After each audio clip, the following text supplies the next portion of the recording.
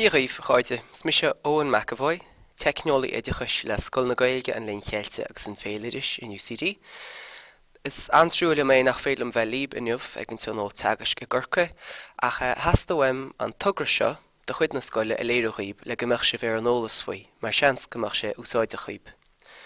Gaeilge 365 an teidil atá ar an tionscdul seo, atá idir lábha Samhain agus ag Bhairbre Ní Chonchúir an seo sa scoil, agus sé atá gceist ná sraithí seán faoin Gaeilge ar wathe le bliana Gaeilge im léana, agus sé a bhíonn sa gceist blúirín beag ólas faoin teanga agus fí seán gachéon lá, bé 365 í seán an faoihearre na bliana. An bailach is fearr leis an tionscdul a léireaghíb, nó a bhíneoghíb ná na fí seán hain a riint, mar sin Sna nóméid tá roinis léiró me coppla sampla dála gceist leis na fí seán.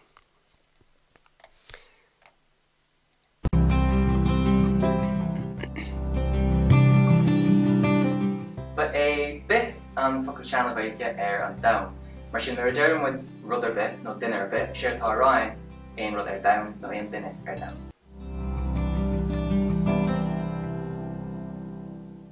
Sin sampla anna dhear den rud atá gceist, agus seans go bhfuil tína fí seán seo úsáid ag tús ranga mar hampla nó ag deire ranga, díreach le rud nua a riint leis le do chuid daltaí. Sampla eile an seo. Is onan an focail nathir sa Gaeilge agus an focail adar sa méle. Tháinig siad an bhréamh céanna. Trád á raibh bhí an focail nadar sa méle, agus dréir chéile nar bhí daoine géisteach leis, pluisidís an adar seachas an nadar. Agus thug sé sin an focail adar dúin, ach sa Gaeilge tá an N fós an nathir. Tharla an rud céanna leis a bhfocail éiprin, rud tá agam sa Gaeilge ná prún, agus sinné a bhí sa méle trá a néiprin, agus tharla an meta anlí sin agus cáiliú an N.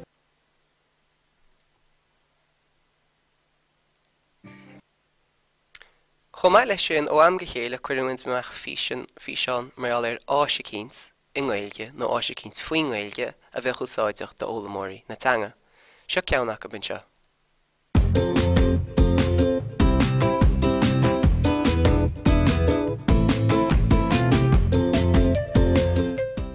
Blog áling dáthangach bia atá in MO food blog modus operandi le Diarmid ó Mathúna. Má chuirn tú spéis de ggócaireacht agus san Gaeilge buine tú antaidimh as na héidir bhlasta atá an siomh agus as an teanga bhlasta atá an siomh freisin. Mach le ceann tú ar éidir má hain tú steachán, feicid tú ar dús na cóáir agus an fearras a bhés wet le héana, agus an sin híos faoi jóid tú na tróirichaí. An rud is deise faoin si darlumm ná go léiríonn siad go dtíreach chunas na rud seo dhéanamh, mar sin mar a dtuigeann tú gachrúil atá na tróirichaí scríofa, tuigh tú é marall ar a bhí seán beag seo. Bailachán a bhaith sé é seo leis an teanga ólam.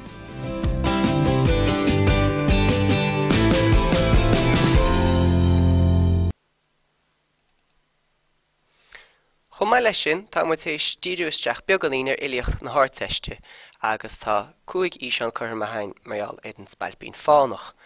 Seo ceannach go dtíreach le héal léirghaoib. Tá cúpla sampla deas den ar an háite den bhríthir sa dáin an spailpín fánach atá chuirt na háirteiste méireachta. Séir tá gceis an bhuiir an háite bhríthir ina gceanglítear an forranam leis an bhríthir.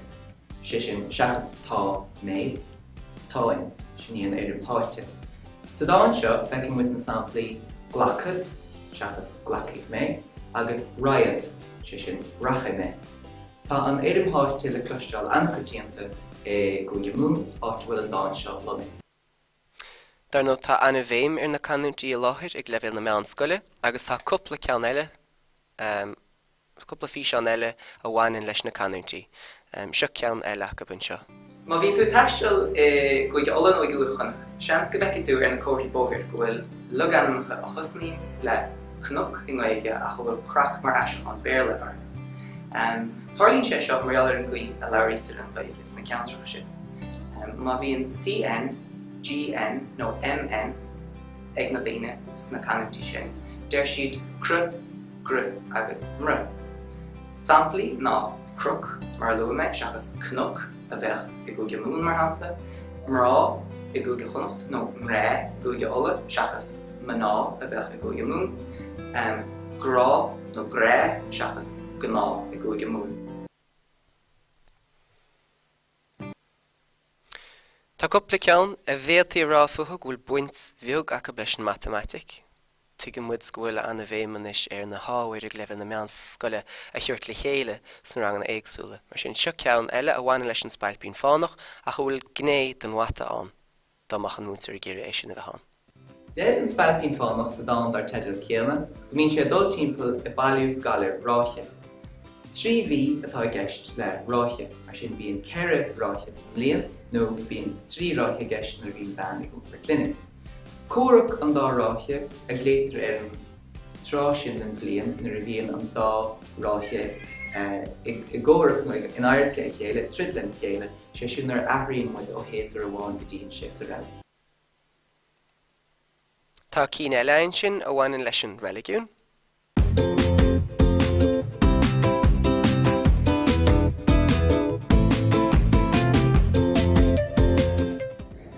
Fuarthas an focail paidir ón Laidin.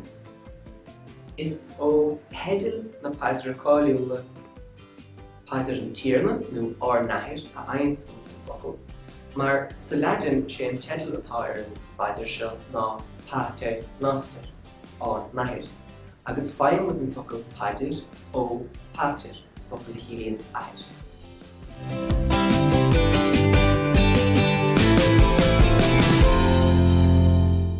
Nis, hic sibh sin. Mar sin ceann eile, cúpla ceann an seo a bhhaine le teangacha eile, mar sin seanscamach an maclinn a dtíiristeach ar a bhrancais nó ar an nearmánis, agus léiríonn cuid sna físeán na náisc atá idir an Ghaeilge agus teangacha eile de chuid na hórpa. Seo ceann acab.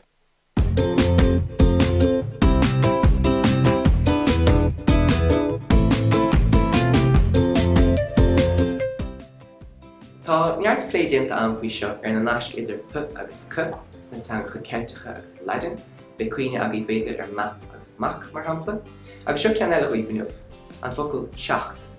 Sin éon focail atá agam ar nifir seo, agus feiceann muid sa Laidin gur bé an focail atá acu ná septem le p san áit a bhfuil an sí séimethe sa Gaeilge. Sé septem a thugans an focail set dus na Francraigh, agus an pí fós le feiceáil sa scríbhinn cé nach neachtar é, agus is sé a thugans an focail September dúing I méarla freisin, an 7 mí. Sa lá aineán is sé September an 9 mí sa bliain, ach trád á raibh ba í mí na Márta tús na bliana agus na rómhánaigh, rud a dag gur a bhíad September an 7 mí, October an 8 mí, November an 9 mí agus December an 10 mí.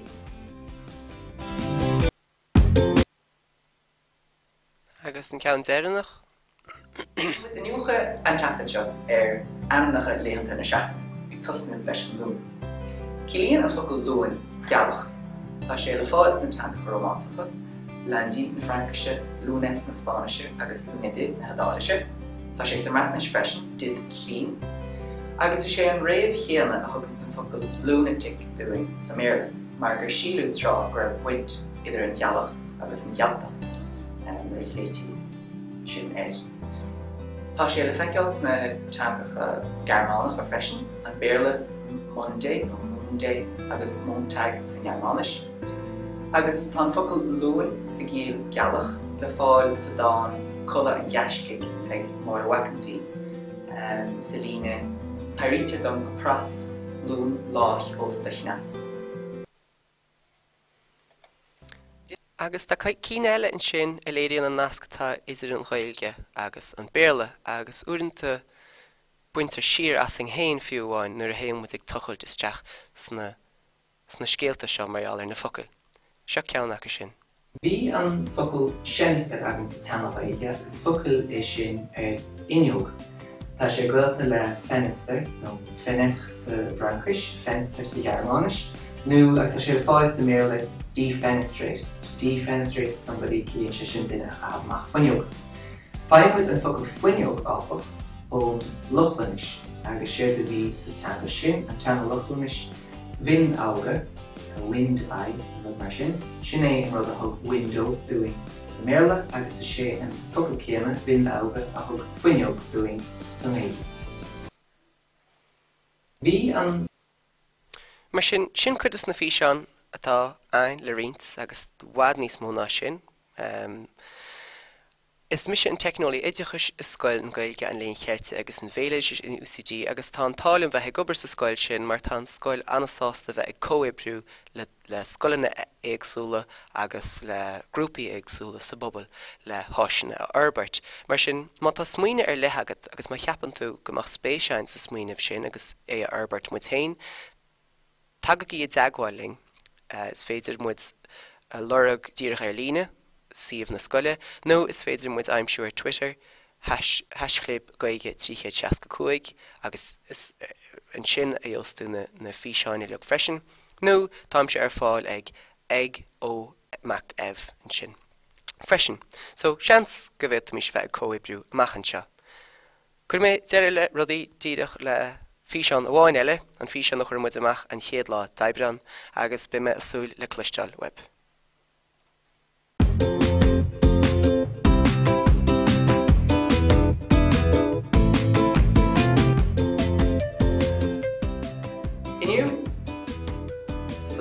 Blah blah blah.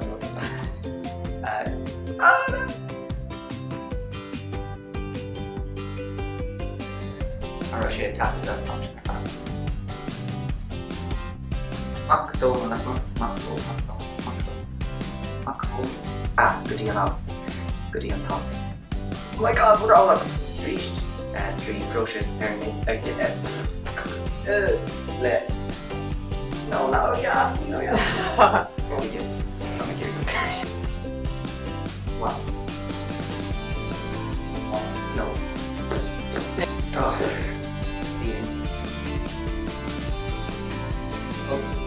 Oh, that's your jumper. Agus.